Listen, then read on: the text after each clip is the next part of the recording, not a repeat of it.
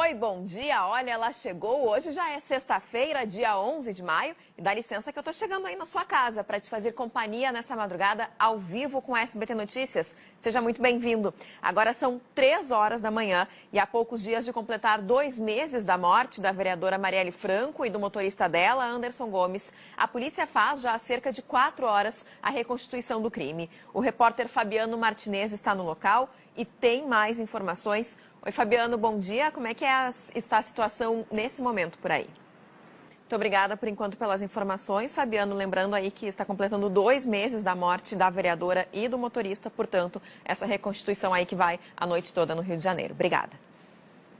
E foi preso na Grande São Paulo um dos integrantes da principal facção criminosa do país. Ele é acusado de participar de um esquema de distribuição de cartas e mensagens para chefes da organização que estão nos presídios. Outras 7 pessoas estão foragidas. O SBT teve acesso com exclusividade à denúncia do Ministério Público Paulista, que mostra como funcionava a comunicação de presos com criminosos que estão fora das cadeias. A reportagem é de Thaís Nunes. Em São Paulo, um guarda civil metropolitano baleou acidentalmente um homem que estava em casa. Isso aconteceu porque os guardas perseguiam um assaltante que, acredite, fugiu de uma delegacia na zona leste da cidade. O repórter Marcelo Bittencourt acompanha esse caso e traz agora os detalhes para a gente. Marcelo, bom dia. Que confusão, hein? Como é que aconteceu tudo isso? Bom, segunda vez que ele volta aí para a delegacia, tomara que agora ele permaneça, pelo menos, né, Marcelo? Obrigada pelas informações. Agora são 3 horas e 8 minutos e um homem fez a filha de 2 anos refém e a ameaçou com uma faca por mais de 3 horas na capital paulista. Ele não aceitava o fim do relacionamento com a mãe da criança. Uma quadrilha provocou pânico em Piracicaba, no interior de São Paulo. Criminosos armados com fuzis explodiram o cofre de um banco bem no centro da cidade. Uma quadrilha fortemente armada levou terror à cidade de Piquet Carneiro, que fica no sertão do Ceará. Um crime cada vez mais recorrente em todo o Brasil, né?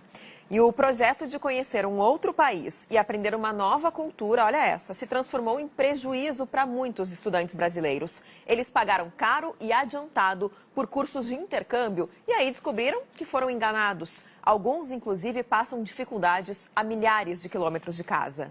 Claro, e tem que ir atrás mesmo.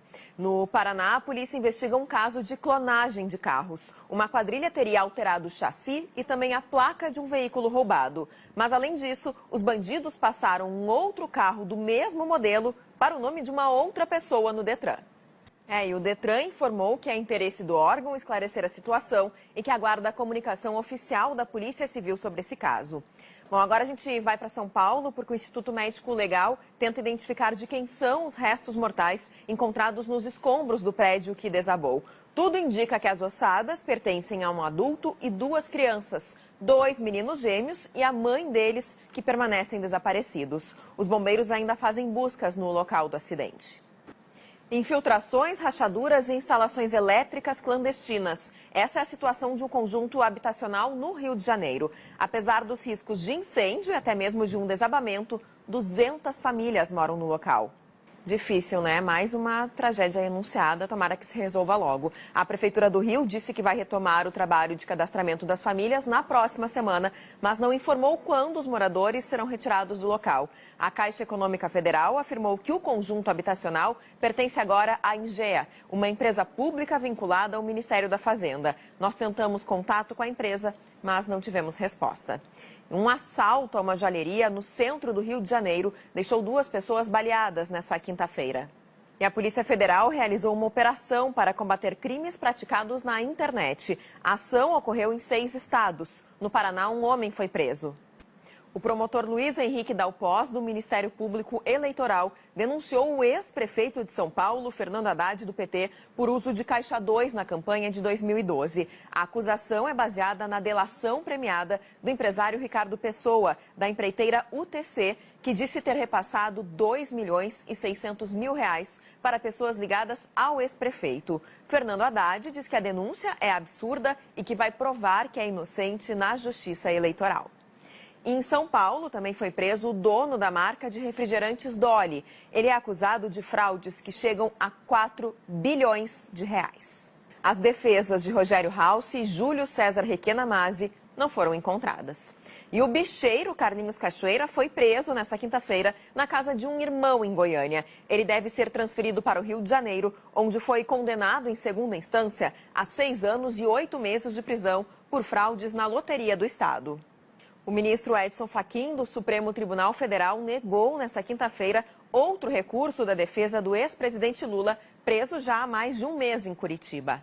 Os irmãos e empresários Joesley e Wesley Batista vão poder voltar a se comunicar. A Justiça Federal de São Paulo atendeu a um pedido dos advogados e revogou a determinação do Superior Tribunal de Justiça. O juiz Diego Paes Moreira, da 6ª Vara Federal, alegou que não há risco ao processo nem à defesa dos irmãos, caso eles se comuniquem. E deputados federais se reuniram para tratar da quantidade cada vez maior de venezuelanos em Roraima. Segundo o governo, os imigrantes já representam 10% da população do estado. Já estão a caminho de casa os 31 trabalhadores que viviam em situação semelhante à escravidão na Grande Florianópolis. Eles viajaram depois que a empresa contratante assinou na Justiça um termo de ajustamento de conduta. Alguns trabalhadores receberam parte do salário. Quem sabe que isso acontece tem que denunciar. Uma operação do Departamento Estadual de Investigações Criminais, o DEIC, prendeu nesta quinta-feira integrantes de uma quadrilha especializada na compra e na adulteração de cheques roubados. Agora são 3 horas e 37 minutos dessa sexta-feira. A Organização Mundial de Saúde emitiu um alerta sobre o aumento dos casos de sarampo nas Américas. O Brasil já é o segundo país com mais pessoas infectadas. O Ministério da Saúde confirmou nesta quinta-feira a morte de 2 pessoas que contraíram a doença. A OMS pede que os países reforcem as campanhas de vacinação. Os números são referentes ao período de janeiro a abril deste ano. Na Venezuela, foram mais de 900 casos da doença. No Brasil, mais de 100. Em terceiro lugar, aparece os Estados Unidos, com registro superior a 60 pacientes com sarampo. Já são mais de 1.000 casos nas Américas. Com o aumento do número de imigrantes venezuelanos vivendo no Brasil, o estado de Roraima realizou uma campanha extra de vacinação, que teve início no mês de março e foi prorrogada até 21 de abril por causa da baixa adesão. A proposta é imunizar 400.000 pessoas, entre brasileiros e venezuelanos. Nesse sábado, dia 12, vai ser realizado um mutirão de vacinação contra a gripe em todo o estado de São Paulo. É o chamado dia D da campanha. Serão mais de 6.000 postos fixos. A expectativa é vacinar até 1º de junho 10.700.000 pessoas. O alerta especial é para que pais ou responsáveis levem as crianças até os postos. Até o momento, apenas 280.000 crianças menores de 5 anos foram imunizadas. Mas a previsão é vacinar mais de 2 milhões de crianças nessa faixa etária. Bom, agora a gente troca de assunto, porque no Pará, uma embarcação com mais de 60 cabeças de gado afundou no rio Xingu. Em Fortaleza, os moradores sofrem com os transtornos da chuva forte que atinge a cidade desde quarta-feira. Várias ruas ficaram alagadas e a previsão é que o temporal continue até o fim de semana.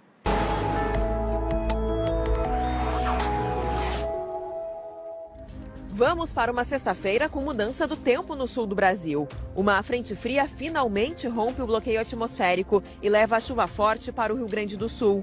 Nas áreas mais claras do mapa, o tempo segue ensolarado. Na faixa norte, a previsão é de chuva ao longo da tarde. A máxima vai aos 29 graus no Rio de Janeiro. Em Campo Grande, chega aos 33. Em Boa Vista, a máxima de 29 graus. Em Belo Horizonte, a temperatura não passa dos 27. Porto Alegre baixa para 24. Na capital paulista, a temperatura vai aos 28 graus. Nas notícias internacionais, autoridades do Quênia investigam o que provocou o rompimento de uma represa no oeste do país. A tragédia deixou pelo menos 47 mortos. 7 pessoas foram encontradas mortas dentro de uma propriedade no sudoeste da Austrália. Segundo as primeiras informações, os corpos de 3 adultos e 4 crianças estavam com ferimentos de bala. No local também foram encontradas 2 armas. A polícia investiga a causa das mortes e não divulgou mais detalhes sobre o crime. 5 comandantes do Estado Islâmico foram capturados por uma coalizão formada pelas forças iraquiana e síria. O serviço de inteligência divulgou um vídeo com as fotos e os nomes dos terroristas para divulgar a prisão. A notícia também foi publicada no Twitter pelo presidente dos Estados Unidos, Donald Trump, que descreveu os presos como os 5 mais procurados. Na Itália, a polícia prendeu 11 sírios e 3 marroquinos acusados de fazer parte do grupo radical Estado Islâmico. Segundo os investigadores, todos vivem legalmente no norte do país e ajudam a financiar os terroristas na Síria. A Guarda Costeira norte-americana apreendeu 6 toneladas de cocaína. 11 contrabandistas também foram presos durante a operação contra o tráfico de drogas, que contou com o apoio de agentes do México e da Colômbia. O ministro da Economia da Argentina se encontrou com a diretora-geral do FMI, Christine Lagarde, em Washington, nos Estados Unidos. Depois de 15 anos, os argentinos voltaram a pedir empréstimo ao fundo para combater a crise no país. O valor é estimado em 20 bilhões de dólares, o equivalente a 70 bilhões de reais. O presidente dos Estados Unidos, Donald Trump, divulgou a data e o local do encontro histórico dele com Kim Jong-un. O anúncio foi feito horas após a chegada dos 3 americanos que estavam presos na Coreia do Norte. A reportagem é de Cleide Clock. Bom, agora a gente fala de futebol aqui no SBT Notícias. Os médicos do Paris Saint-Germain e da CBF se reuniram na França para discutir a situação do lateral Daniel Alves. A possibilidade de uma cirurgia no joelho do jogador ainda não está descartada e aí ele é dúvida para a Copa do Mundo. E a gente fica na torcida pelo time completo na Copa do Mundo, né? E um canal de televisão da Holanda divulgou os salários dos técnicos das 32 seleções que vão disputar a Copa do Mundo da Rússia. Tite, do Brasil, aparece entre as primeiras colocações. E morreu nessa quinta-feira, aos 86 anos, em Porto Alegre, o ex-presidente do Grêmio e do Clube dos 13, Fábio Koff. Sob comando do Cartola, o tricolor gaúcho conquistou títulos bem importantes. Bom, você vai conhecer agora um grupo de pessoas que já criaram suas famílias, colecionam várias histórias e agora cultivam um mundo melhor. São idosos que fazem parte de uma casa de repouso que é sustentável em Sorocaba, no interior de São Paulo. Dá só uma olhada. Que legal, belo exemplo, né? Você vai ver a seguir aqui no SBT Notícias as últimas informações sobre a reconstituição do assassinato da vereadora Marielle e do motorista dela. Assalto a carro forte em rodovia de São Paulo leva pânico a motoristas. Tem ainda os gols da noite, o Corinthians derrota o Vitória e se classifica para as quartas de final da Copa do Brasil. Eu vou ficando por aqui, te desejo um ótimo fim de semana e te deixo na companhia da Lívia Raik aqui no SBT Notícias. Até mais!